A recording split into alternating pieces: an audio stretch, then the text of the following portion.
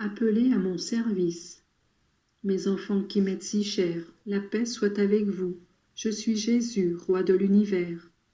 Je désire aujourd'hui vous communiquer un peu de cet amour qui envahit mon cœur, pour mes enfants de la terre, pour toute l'humanité, afin que vous aussi, animés par des pensées apostoliques universelles, vous m'aidiez. Vous êtes ces ouvriers que j'appelle à agir et à travailler dans ma vigne. Je vous ai dit un jour que les ouvriers sont peu nombreux, alors que la moisson est abondante. Vous avez répondu à mon appel, et comme vous, par votre intermédiaire aussi, beaucoup d'autres doivent venir à ma suite et être disponibles à mon service. Je ne désire pas de vous de longues prières ou de longues pénitences. Je vous demande de vivre un christianisme vrai qui ne soit pas une chimère. Je vous demande de m'aimer vraiment et d'adorer Dieu en esprit et en vérité, de manière à devenir de vrais temples de Dieu. Vous rappelez-vous, dans l'entretien qu'elle eut avec moi, la Samaritaine me posa la question. « Maître, nos pères adoraient Dieu sur une montagne, mais vous, vous dites qu'on doit l'adorer à Jérusalem. » Je répondis, « Vous devez l'adorer en esprit et en vérité, et je voulais dire, au-dedans de vous, de façon à devenir des temples du Dieu vivant.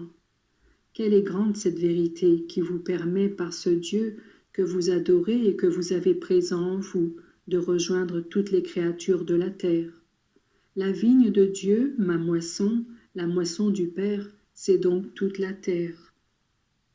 À ceux qui vous demanderaient si vous êtes allés faire de l'apostolat dans les forêts de l'Afrique ou de l'Amérique, ou sur les étendues glacées des pôles, vous pourriez même répondre affirmativement, car sur les ailes du désir et de l'amour, vous pouvez arriver partout.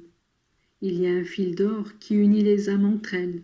Il y a une force qui franchit toute barrière, c'est celle de la grâce de Dieu, qui agissant dans le monde par l'Esprit Saint, en action dans l'Église et dans chaque âme en particulier, rend possible des miracles éclatants.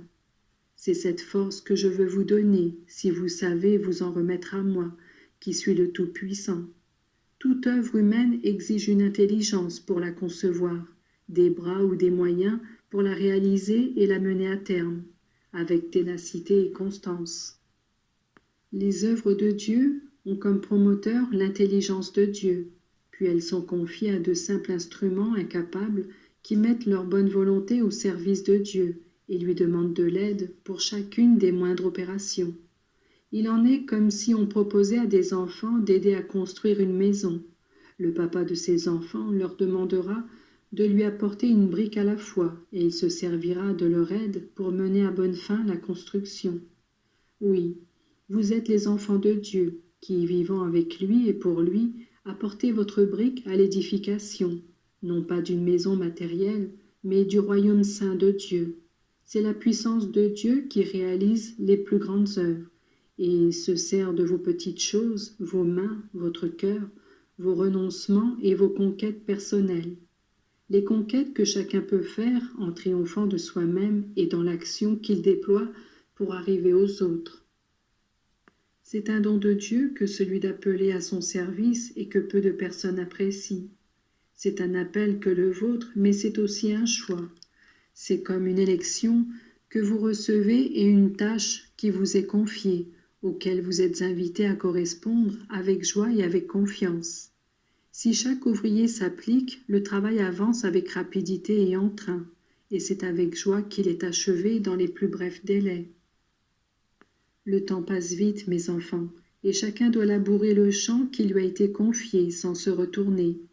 Ne vous arrêtez pas pour dire « j'ai fait beaucoup » et même pas « j'ai fait trop peu ». C'est aujourd'hui votre appel, c'est aujourd'hui que vous devez travailler. Quand on sait qu'il reste encore beaucoup à faire, on ne peut se croiser les bras. Vous avez de la santé? Remerciez Dieu et dépensez vos jours pour lui. Vous êtes malade? Vous vous sentez âgé et fatigué? Offrez la maladie et la fatigue. Avec d'infinis désirs de bien, vous aurez la même récompense que ceux qui sont en bonne santé. Rappelez-vous toujours, on ne vit qu'une fois, et dans ce court laps de temps, vous êtes appelés à être des sujets fidèles, dévoués et actifs du roi. Je vous vois souvent préoccupés par beaucoup de petites choses. Sachez élargir vos horizons. J'ai d'autres brebis qui ne sont pas de ce bercail. si est urgent est le besoin de soulager de leur misère ceux qui vivent à côté de vous. Rappelez-vous que ne doit pas être moins pressante et juste la tâche de penser à tous ceux qui vivent dans d'autres pays, qui sont d'autres races, avec d'autres habitudes et d'autres langues, et de pourvoir à leurs besoins. Ils sont tous mes enfants, rachetés par mon sang, et ils sont dans l'attente de reconnaître dans votre parole et votre vie mon évangile de salut.